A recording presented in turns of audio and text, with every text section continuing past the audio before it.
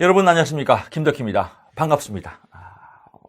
오늘은 비가 아주 촉촉히 내리고 있습니다. 그래서 저는 비가 좋아요. 비가 촉촉히 내려서 기분이 좋은데, 여러분한테 잘 보이려고 또 저번 주에 옷도 이렇게 화사하게 샀습니다. 화면에 잘 나오는지 모르겠습니다. 또 여러분 공부하실 때 또 보는 또 기분도 있지 않습니까? 그래서 화사한 기분이 나도록 이렇게 옷도 샀는데, 비가 내리면 저는 기분이 이렇게 좀 차분해지면서 기분이 좋더라고요. 이제 보통 얘기를, 비를 좋아하는 사람은 현실지향적이라고 합니다. 또 눈을 좋아하는 사람은 과거지향적이고, 안개를 좋아하는 사람은 미래지향적이라고 하는데, 저는 눈, 비, 안개 다 좋습니다. 그래서 또 과거는 과거 나름대로의 또 추억이 있고, 현재는 현재 나름대로의 기쁨이 있고, 미래는 미래 나름대로의 꿈이 있어서 삶이 아름다운 게스탈트로 이렇게 이루어져서 행복합니다. 제가 이번 달에 책을 하나 출간하는데, 제목이 대학 교수가 된 노숙자입니다. 현재는 대학 교수지만 과거는 노숙자였습니다. 그래서 여러분들 궁금하시면 사서 보십시오. 고맙습니다. 자, 지금부터 2008년도 직업상담사 1회차 문제와 해설 진행하겠습니다. 2008년도에는요, 1회차고 3회차만 여러분 문제 시험이 출제됐습니다. 즉 2회차가 없다는 거죠. 이 말은 뭐냐면요, 1년에 2번 실시했다는 겁니다. 2007년도와 마찬가지로 2008년도도 2번 실시했다. 그래서 1회차하고 3회차 이렇게 분류를 했습니다. 이번 시간에는 1회차 1강이죠. 1강 시작하겠습니다. 1번 갑니다. 페이지 수는요, 185페이지입니다. 185페이지에 1번 문제 갑니다. 심리호 검사와 관련하여 준수해야 할 윤리강령이죠. 이중 평가기법과 관련하여 준수해야 할 윤리강령 3가지를 기술하시오 라고 나왔습니다. 즉, 내용은 기본 모범 답안은 5개지만 이 중에서 여러분이 좋아하는 거 3가지만 골랐으면 됩니다. 사람마다 각자 틀리거든요. 선호하는 그 문항의 느낌들이. 그래서 그런 것만 여러분들이 3개 정도 골랐으면 되겠고요. 평가기법이에요. 평가기법. 문제를 잘 인식해야 돼요. 문제가 인식이 안 되니까 계속 헷갈리는 거예요. 제가 항상 강조하지만 2차 실기는 문제가 제일 중요하다. 즉, 문제를 쓰면서 외워야 돼요. 어떻게? 심리검사와 관련된 윤리강령의 윤리강령. 그래서 윤리강령이다. 누가 주체가 윤리강령의 평가기법을 얘기하는 겁니다. 평가기법을 누가 써야 돼요? 주체가 상담자가 또는 검사자가 이렇게 되는데, 상담자가 이게 주체죠. 상담자가 윤리강령에 대한 평가기법을 어떻게 써야 하냐 이겁니다. 그래서 제목을 먼저 인식한 다음에 그 중에서 1번 보게 되면, 상담자는 훈련받지 않은 사람이 검사를 사용하는 것을 권장하지 않는다. 상식이죠. 당연하겠죠. 그래서 여기도 키워드가 훈련이죠. 훈련받지 않는 사람이 검사를 사용하는 것을 권장하지 않는다. 즉, 다시 말해서 훈련받는 사람이 검사를 실시하여야 한다. 이렇게 써도 되겠습니다. 똑같은 의미입니다. 그래서 이런 내용만 들어가면 되겠고요. 2번째, 평가기법이 시대에 뒤떨어졌음을 인식하여야 한다. 즉, 시대에 뒤떨어질 수도 있다는 거죠. 현재 지금 시대와 딱 맞다라고 생각하는 게 아니라 뒤떨어질 수도 있다는 것을 인식한다. 다른 말로 표현하면요, 현재에 맞게끔 평가를 실시하여야 한다. 이 말도 똑같은 겁니다. 똑같은 얘기입니다. 그래서 시대에 맞게 평가를 해야 된다. 평가기법을 사용해야 한다. 3번째, 상담자는 내담자에게 결과를 보고시 다른 사람에 의해서 오용되지 않도록 한다. 즉, 다른 사람에 대해서 오용되면 안 된다. 이런 양념을 외우는 겁니다. 이런 양념을 외워서 글짓기 하면 돼요. 크게 부담 갖지 마시고요. 네 번째는 상담자는 새로운 검사 도구를 개발하거나 표준할 때 기존의 과학적 절차를 밟아야 한다라고 나오는데 이 문항에서도 정답 3개를 뽑아낼 수 있어요. 어떻게? 새로운 검사 도구를 개발하거나 표준화할 때, 즉 표준화하여야 한다. 상담자는 새로운 검사를 만들 때 표준화된 방법으로 검사를 하여야 한다. 이것도 정답이죠. 또 5번째, 이 문항에서 과학적 절차, 윤리강양 평가 기법을 만들 때 과학적 절차에 의해서 평가해야 한다. 뭐 이렇게 빼도 되겠죠. 그러니까 여러 가지 답안지를 만들 수 있습니다. 6개, 5번이지만 상담자는 검사의 채점과 해석에 적절한 증거를 갖춰야 한다. 이게 일단 책대로 하면요. 표준화 또는 과학적 절차고요. 5번에 가게 되면 상담자는 검사의 채점과 해석에 적절한 증거.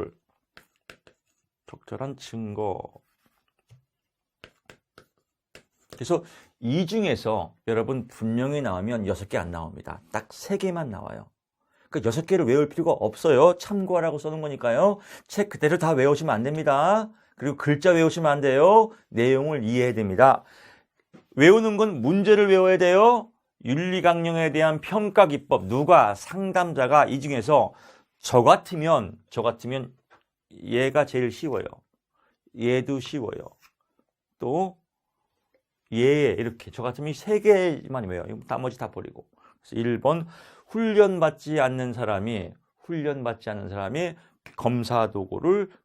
검사를 사용하는 것을 권장하지 않는다. 다시 말해서 훈련을 받은 사람이 검사를 사용해야 한다. 이렇게 외워도 되겠고, 2번째, 새로운 검사 도구를 개발할 때는 표준화된 방법으로 검사를 개발하여야 한다. 이렇게 써도 되고요. 3번째, 과학적 절차에 의해서 평가 기법을 사용하여야 한다. 이렇게 써도 되겠고요. 또 검사의 채점과 해석에 대한 적절한 증거를 갖춰야 한다. 이렇게.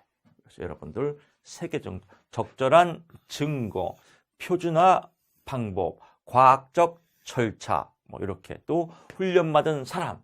요 키워드만 외워서 여러분 것이 인식하고 나머지는 버리십시오. 즉 제가 딱 결정을 해주는 겁니다. 또 결정장애가 있는 분도 계시니까 결정을 해주는 겁니다. 이렇게 해서 훈련 받는 사람이 검사를 사용하여야 한다.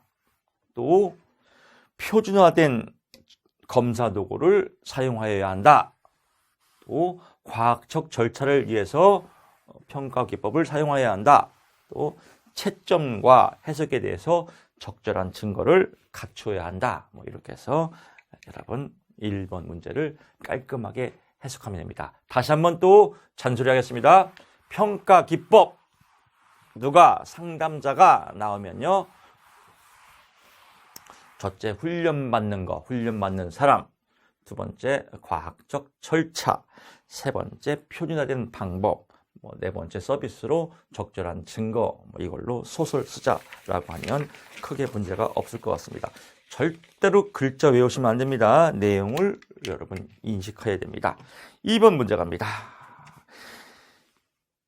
186페이지입니다. 186페이지에 이제 2번 문제 갑니다. 그래서 2번. 매슬로우의 자기 실현한 사람의 특성 중 또 키워드 갑니다.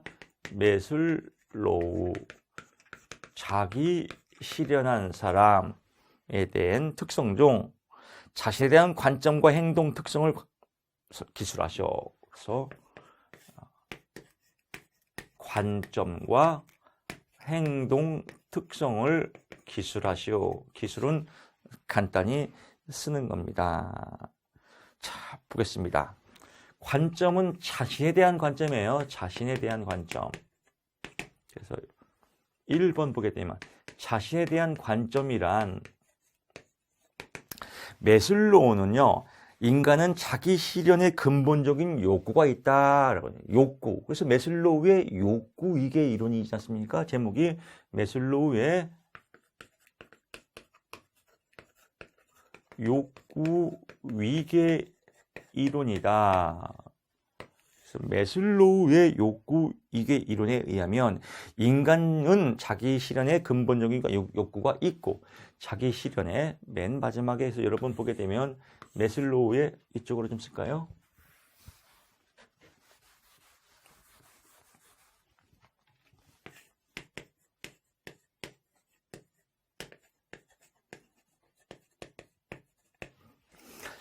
매슬로우의 욕구 위계 이론은 이렇게 이제 5단계가 있죠. 그래서 맨 1단계, 요거는 여러분들 1차 공부하신 분은 다 알 겁니다. 그래서 생리적 욕구가 있다.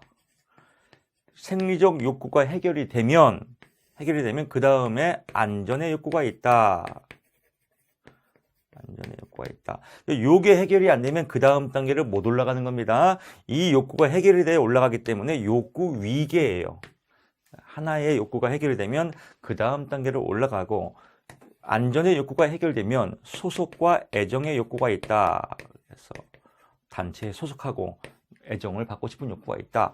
이 소속과 애정의 욕구가 되면 자아 존중의 욕구가 있다. 그래서 이걸 자존감이라고도 하죠. 요게 이루어지면은 이제 자아 실현이다. 그래서 맨 마지막 상위 단계죠. 자아 실현의 욕구가 있다. 그래서 여기서 관점은 이거죠. 자기 실현, 즉 자기 실현의 근본적인 욕구가 있는 존재이며 인간은 선을 실현하는 욕구를 갖고 있다. 즉 본래 선하다는 관점을 갖는다. 즉 매슬로우도 내담자 중심 상담, 인간 중심 상담의 한 파트의 학자입니다. 그래서 인간은 근본적으로 선하다 이렇게 보는 거죠. 자, 정리합니다. 관점은 교재에 잘 정리가 됐습니다. 인간은 자기 실현의 근본적인 욕구가 있는 존재로서 본래 선하다는 관점을 갖고 있다. 매슬로우의 욕구 위계 이론은 1단계 생리적 욕구, 안전의 욕구, 소속과 애정의 욕구, 자아 존중의 욕구, 자아 실현의 욕구로서 5가지의 순차적으로 욕구가 만족된다는 것을 의미한다. 이런 내용을 쓰면 되겠습니다. 행동 특성은요. 행동 특성은 답이 인문학적 답이에요. 그래서 인간 중심이나 이쪽은 내담자 중심 이쪽은 그렇게 인문학적 요소가 많아요. 그래서 여기서도 인간에 대한 행동 특성의 좋은 점을 쓰면 됩니다. 왜? 자기 실현한 사람이기 때문에. 그래서 이 행동 특성은 여러분 이런 문제도 있습니다. 내담자 중심이나 인간 중심 상담에서 완전히 기능하는 사람의 특징 5가지를 쓰시오. 또는 충분히 기능하는 사람의 특징 5가지를 쓰시오. 이런 문제가 있습니다. 이것도 답이 여러 가지예요. 왜? 근본적으로 인간은 선한 존재이기 때문에 그냥 아름다운 말 쓰면 다 답이에요.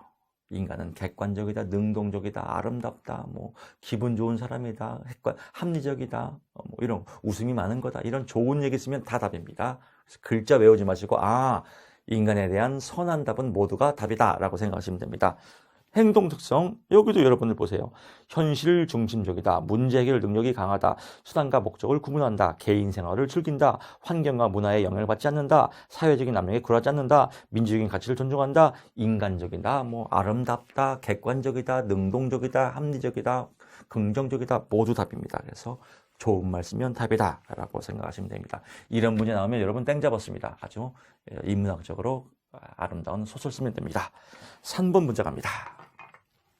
자, 지으면서 한번 더 할게요. 매슬로우 욕구 위계 이론. 관점은 인간은 자아 실현을 추구하는 선한 존재이다. 매슬로우 욕구 단계 위계 이론은 생리적 욕구, 안전의 욕구, 소속과 애정의 욕구, 자아 존중의 욕구, 자아 실현의 욕구 이렇게 해서 5가지로 이루어진다라고 보면 될 것 같습니다.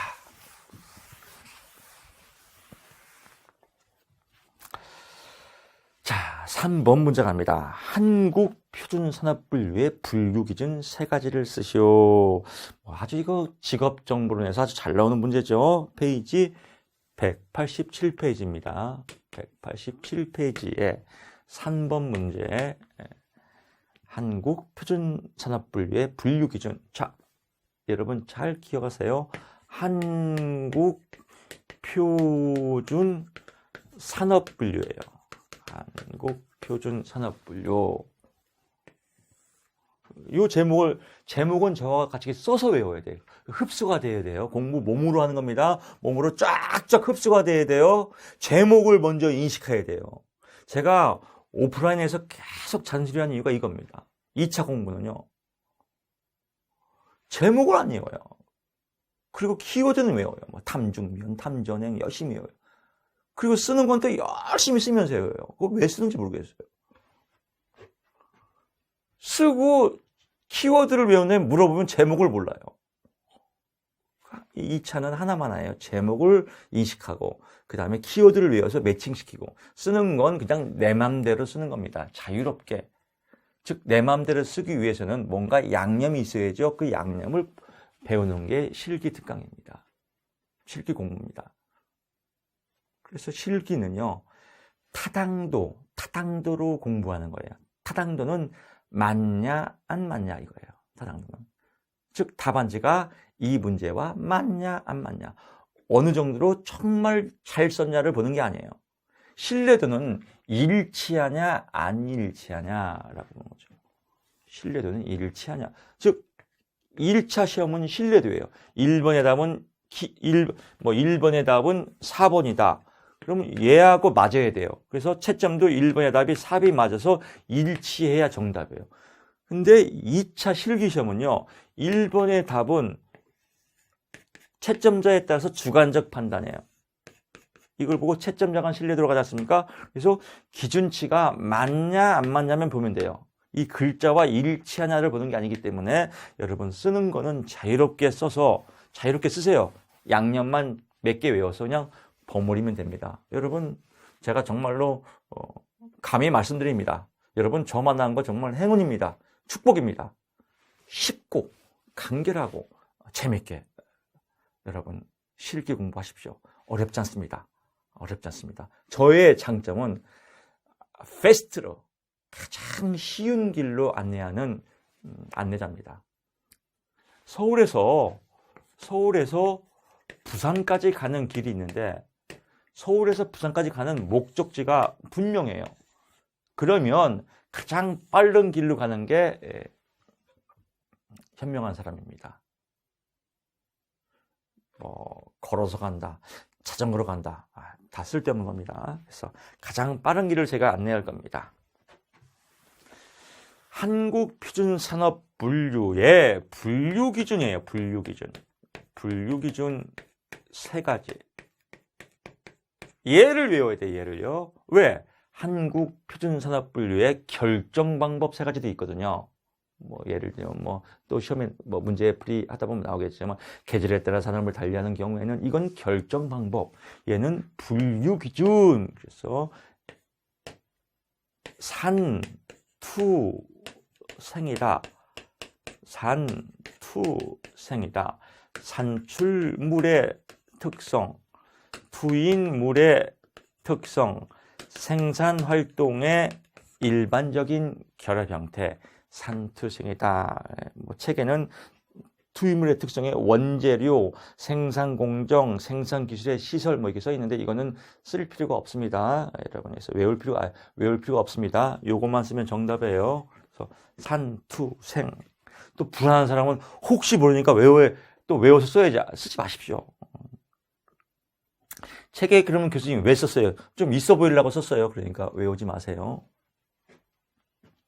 산투생, 산출물의 특성, 투입물의 특성, 생산활동의 일반적인 결합 형태. 이게 무엇이냐? 한국표준산업분류의 분류기준이다. 이렇게 매칭을 해야 돼요. 또 잔소리 갑니다. 산투생, 산출물의 특성, 투입물의 특성, 생산활동의 일반적인 결합 형태. 이게 제목이 뭔데? 그건 모르죠. 그럼 어떻게 쓸게요? 근데 대부분 이렇게 공부해요. 산투생, 산출물의 특성. 제목이 뭔데? 몰라요. 또 얘기하면 그 직업정보 문제인데? 또 이거 표준산업분류 문제인데? 이렇게 하면 안 돼요. 표준산업분류의 분류기준 3가지. 산투생, 산출물의 특성, 투입물의 특성, 생산활동의 일반적인 결합 형태 딱 외워서 묶어놓고 차 한잔 마시면서 아유 실기 공부 왜 이렇게 이게 쉬운 거야 도대체? 아우 좀 다른 문제 없나? 정말 짜증나네. 이렇게 하고 TV 불고 다 보시고 즐기시면서 공부하십시오. 저와 함께 제가 여러분의 합격을 책임지겠습니다. 김덕희입니다. 김덕희가 책임지겠습니다. 3번 다 했습니다. 또 지우면서 한번 할게요. 한국표준산업분류의 분류기준 3가지. 산, 투생이다. 산, 산출물의 특성. 투, 투입물의 특성. 생, 생산활동의 일반적인 결합 형태. 뭐 이렇게 보시면 될 것 같고요. 5번 갑니다. 4번이죠. 그래서 4번 문제 갑니다. 검사 점수의 별량에 영향을 미치는 요인 중 개인의 검사의 별량이에요. 검사의 별량. 즉 문제를 풀어보는 게 가장 중요해요. 별량은 차이예요. 차이. 검사가 왜 차이가 나냐 이거예요. 점수가. 이 중에서 개인의 일시적이고 독특한 특성이에요. 독특한 특성이다. 그래서 이 문제가 가장 중요해요. 문제가. 제가 막 잔소리 귀에 못이 박히도록 할 겁니다. 검사 별량에 개인이 일시적이고 독특한 특성. 즉 개인이 일시적, 순간적인 특성에 따라서 검사 차이가 난다 이거예요. 별량. 검사가 차이가 난다. 그 중에서 특성 4가지를 기술하시오라고 해서 첫째, 특정한 검사 과제에 대한 이해예요. 검사 과제에 대한 이해.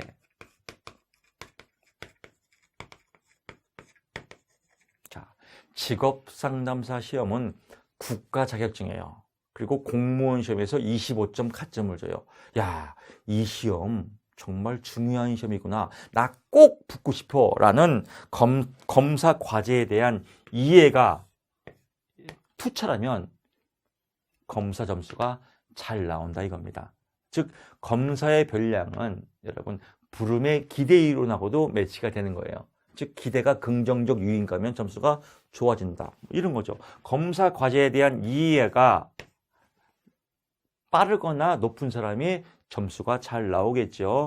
2번째, 예를 들면 이거 국가 자격지만 나 그냥 취미생활로 한번 해보려 이런 사람하고 이거 나 꼭 따고 싶어서 정말 멋진 직업 상담사 될 거야 이런 거하고 점수가 틀리겠죠. 2번째, 특정한 검사 자료를 다루는 기술. 검사 자료를 다루는 기술. 그러니까 이해력이죠. 능력이니까. 또 이건 기술력이에요. 검사 자료를 다루는 기술. 지금 여러분 이 강의를 듣는 여러분들은 축복받았다고 했지 않습니까? 왜?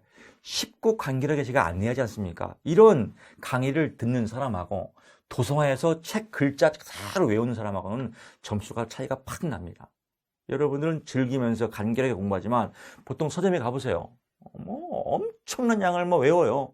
그거 외우면 뭐 할게요? 잠만 자면 다 까먹는데 외우고 까먹고 참 10시간 동안 열심히 외우고 잠만 자면 하얀 물에 마시고 계속 1년 동안 공부하면 또 떨어지고 1년 또 하고 그럴 필요 없습니다. 그래서 검사 자료를 다루는 기술. 여러분 지금 공부하는 기술을 배우는 겁니다. 이 기술에 따라서 점수가 달라진다.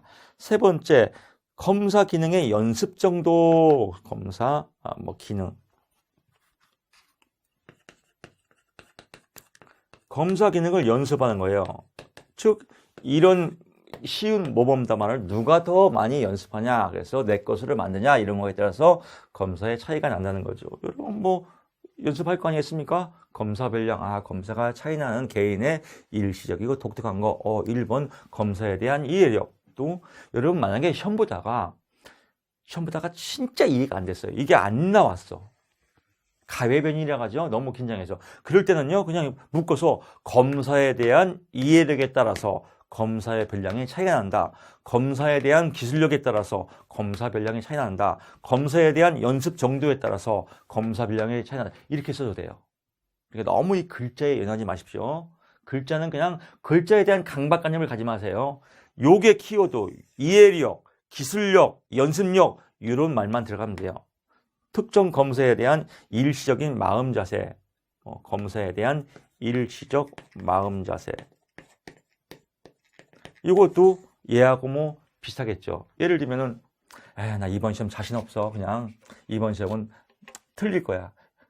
대충 본 다음에 다음에 시험 봐야지. 이러면 점수가 안 나와요. 이번 시험 정말로 내가 꼭 붙어야지라는 마음을 갖고 있으면요, 점수가 더 집중력 있게 잘 나온다라고 해서 키워드는요, 양념을 외우세요. 양념, 이해력, 기술력, 연습력, 일시적 마음가짐, 무엇에? 검사에 대한. 그래서 검사 과제에 대해서 뭐 이해력, 또 검사를 다루는 기술력, 검사에 대한 연습 정도, 검사를 임하는 일시적인 마음가짐 갖고 소설 쓰고 버무리면 된다. 즉 키워드만 외워서 자유롭게 버무리자라고 해서 4번 문제도 여러분 끝났습니다.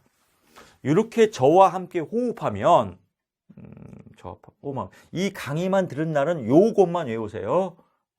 검사에 대해서 검사 별량에 영향을 주는, 즉 검사의 검사 점수가 차이가 나는 개인의 일시적이고 독특한 게 뭐냐 이거죠. 네 가지가 있는데 첫째, 검사에 대한 이해력, 또 검사에 대한 기술력, 또 검사에 대한 연습력, 검사에 대한 일시적 마음가짐에 따라서 점수가 차이 나더라라고 해서 여러분들의 이렇게 하나의 게스탈트 폴더방에서 넣어놓고 딱 묶어놓고 필요할 때 끄집어 쓰면 되겠습니다. 자, 5번 문제 갑니다. 188쪽이죠.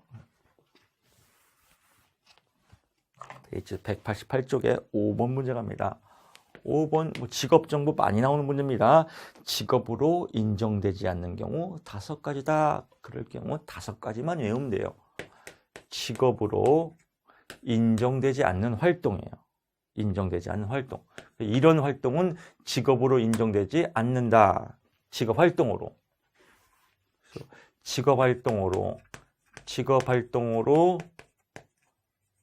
인정되지 않는다라고 이렇게 마무리 투수가 나왔어요.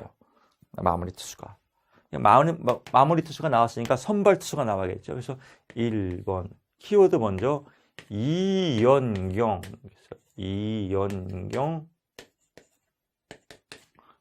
수사 이렇게 나왔는데, 제가 오늘 아침에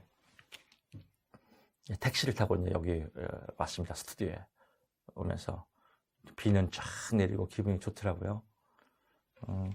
근데 이 문제를 보면서 이연경 하니까 배구 선수가 이연경식인가 하여튼 배구 선수 이름이 나더라고요. 이연경. 그래서 요거를 좀 바꿔야겠다는 생각이 들더라고요. 수사가 아니라 사수다. 이연경 씨는 사수다. 이렇게. 이연경 사수 이렇게 외우시면 더 좋을 것 같아요. 이연경 사수 이렇게. 이자, 이임 해보세요. 이자 및 임대료, 이제 중간계토 등과 같은, 이게 가장 좋아요. 지가 등과 같다는데 어떡할 거예요? 그래서 이자 및 임대료 등과 같은 수입은 직업활동으로 인정하지 않는다. 연사, 그래서 연사, 고수업 줄 때 연사 없음, 제가 몇 번 얘기했을 겁니다. 연금법 및 사회보장법 등과 같은 수입은 직업활동으로 인정하지 않는다. 또 경마와 경륜 등의 같은 수입은 경경, 또 사수니까 사회복지시설 내 수용자의 활동은 직업으로 보지 않는다. 수용소, 감옥이죠. 수용소 내에 법률에 의해 갇힌 사람들은 직업활동으로 보지 않는다. 그래서 이연경 사수 이렇게 보면 될 것 같습니다. 이연경 사수다.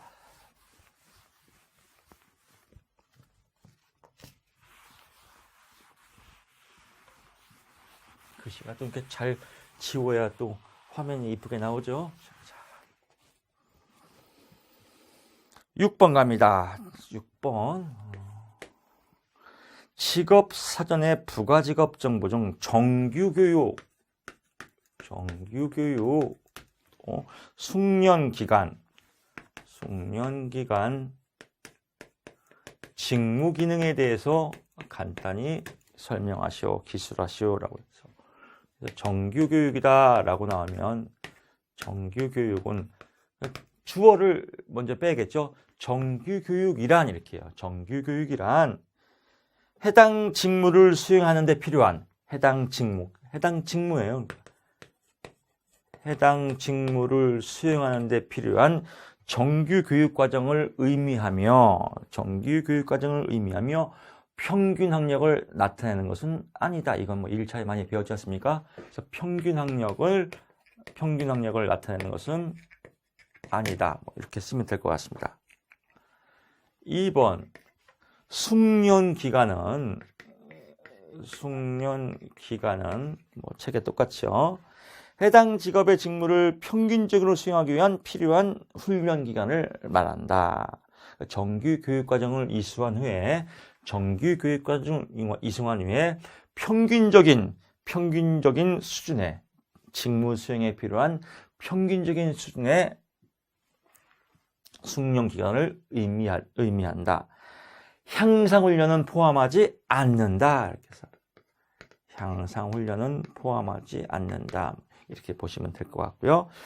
직무 기능은 해당 직업 종사자가 직무 수행 과정에 필요한 자료, 사람, 사물과 맺는 관련된 특성을 의미한다. 사람, 사물, 또 자료와 관계된 특성을 의미한다. 그래서 자료, 사람, 사물과. 그래서 DPT 기능이라고 하죠. 데이터, people, 또 thing. 그래서 DPT 기능, 자료와 사람과 사물과 관련된 특성을 의미한다. 무엇이? 직무 기능이 뭐 이렇게 보시면 될 것 같습니다. 자, 이렇게 해서 6번까지 진행했거든요. 자, 이상으로 2008년도 1회차 1강을 마치고요. 다음 시간에 2008년도 2회차 7번부터 2강 진행하겠습니다. 여러분 수고 많았습니다. 고맙습니다.